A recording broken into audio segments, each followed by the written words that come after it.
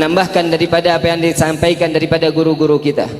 Nabi sallallahu alaihi wasallam, inilah beruntungnya kita sebagai umat Nabi Muhammad sallallahu alaihi wasallam, dipermudah jalan kehidupan kita di dunia. Allah berikan Nabi sallallahu alaihi wasallam tahu kelemahan umat Nabi sallallahu alaihi wasallam. Kita tidak dekat dengan Rasulullah, kita tidak tahu bagaimana caranya berdekat dengan Rasulullah sallallahu alaihi wasallam, tapi Nabi sallallahu alaihi wasallam telah memberikan jalan untuk kepada umat Sayyidina Muhammad sallallahu alaihi wasallam. Barang siapa yang ingin mengenalku, berdekatan denganku, kata Nabi sallallahu alaihi wasallam, ikutilah para alim ulama, dengar apa perkataan mereka. Apabila seorang umat atau dari bagian umat Rasul sallallahu alaihi wasallam mendengar perintah dari para alim ulama, sama saja dia mendengar dari apa yang dikatakan olehku, kata baginda Nabi Muhammad sallallahu alaihi wasallam. Sallu ala Nabi Muhammad. Senang enggak dengar sabdanya Nabi? Senang enggak? Udah dikenal sama Nabi apa belum kita ini? InsyaAllah berkah daripada kita kenal dari para alim ulama, dekat dengan para alim ulama, mendengar daripada nasihatnya, Allah cantumkan kita di dalam hati selalu mendapatkan keridhaan dan kecintaan baginda Nabi Muhammad sallallahu alaihi wasallam. Amin ya rabbal alamin. Maka dari itu, yang pertama, jangan pernah jauhi ulama, dengar perkataannya. Lihat bagaimana Nabi sallallahu alaihi wasallam di dalam firman Allah, Allah Subhanahu wa taala memperjelaskan kita, memperkenalkan kita, memberitahu bagaimana siapa baginda Nabi Muhammad sallallahu alaihi wasallam. Laqad ja'akum rasulun min anfusikum azizun 'alaihi ma 'anittum harisun 'alaikum bil mu'minina raufur rahim, ila akhir. Beliau Nabi sallallahu alaihi wasallam diciptakan sama seperti kita sebagai manusia. Subhanallah, beban daripada umatnya terdapat daripada pundak baginda Nabi Muhammad sallallahu alaihi wasallam. Nabi Muhammad sallallahu alaihi wasallam sudah terbiasa daripada memegang dari apa yang telah diberikan daripada umat. Kalau orang-orang terdahulu dengan amalan-amalan mereka membuat bangga baginda Nabi Muhammad sallallahu alaihi wasallam, saat ini di akhir zaman ini, saat ini umat Nabi sallallahu alaihi wasallam tidak lagi segan melemparkan kotoran dosa di hadapan wajah baginda Nabi Muhammad sallallahu alaihi wasallam.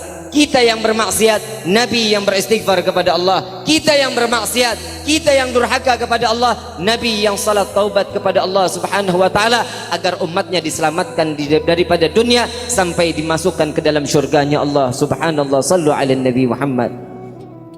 Ini perjuangan baginda Rasul sallallahu alaihi wasallam sampai datangnya kepada cucu baginda Nabi sallallahu alaihi wasallam, Sayyidina Hasan, Sayyidina Husain. Mereka mati bersimbah darah, mereka mati yang jasadnya daripada badan dan kepalanya terbentang jauh, terpental, terlepas daripada jasadnya.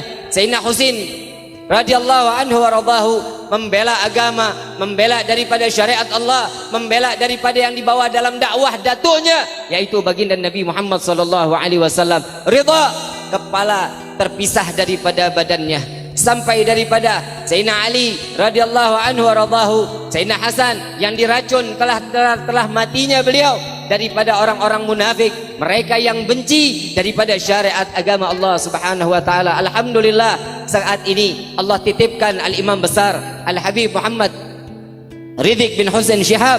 Subhanallah, dia adalah darah daging baginda Nabi Muhammad sallallahu alaihi wasallam, dan kami sebagai darah daging Nabi sallallahu alaihi wasallam tidak akan pernah gentar bagaimana caranya untuk membela agama, untuk membela Allah, dan khususnya membela tanah negeri Indonesia ini dengan perjuangan para alim ulama, dengan perjuangan daripada orang-orang saleh yang selalu mengangkat kedua belah tangan. Mereka yang berperang di jalan Allah tidak luput daripada doa orang-orang yang ada di atas sejadahnya, dan tidak juga orang-orang yang di atas sejadah dengan doanya akan dikabulkan apabila tidak ada pergerakan dari para alim ulama, para pahlawan-pahlawan kita. Wabil khusus dari yang saat ini kita ikutkan dalam haulnya, yang insyaallah mudah-mudahan Allah kumpulkan kita seluruhnya di dalam syurga bersama orang-orang saleh, para mujahid fi sabilillah yang membela negeri ini, yang membela NKRI ini, dan insyaallah mudah-mudahan Allah jauhkan kita dari pemimpin yang zalim.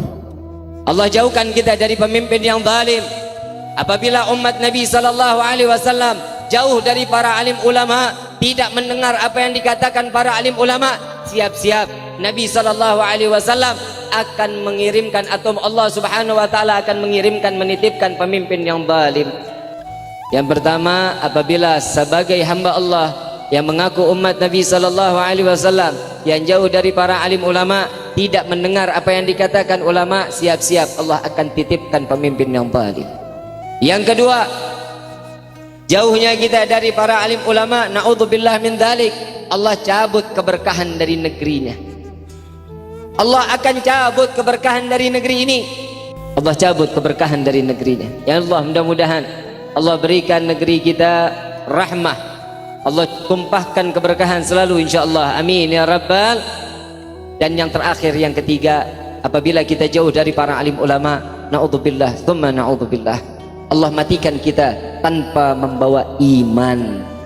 Allah kembalikan kita kembali ke hadapan Allah tanpa membawa iman. Sudah dapat dipastikan mati dalam keadaan su'ul khatimah, mati dalam keadaan sia-sia, mati dalam keadaan yang tidak diridai oleh Allah Subhanahu wa taala. Maka di sore hari ini, di mana catatan-catatan amal kebaikan daripada Allah yang dari asar kemarin sampai berjumpa asar kali ini, alhamdulillah, asar awal kali ini kita sama-sama duduk bersimpuh mendengarkan daripada nasihat para alim ulama melalui lisan baginda Nabi Muhammad yang disampaikan dari para alim ulama kita. Alhamdulillah, yang saat ini banyak yang bermaksiat kepada Allah, tapi Allah izinkan kita untuk duduk bersama-sama mengharap ridha dari Allah Subhanahu wa taala. Ya Allah, ya Tuhan kami, jangan kau bangkitkan kami dari tempat ini, melainkan kau hancurkan segala dosa-dosa kami. Ya Allah, angkat derajat kami setinggi-tingginya ya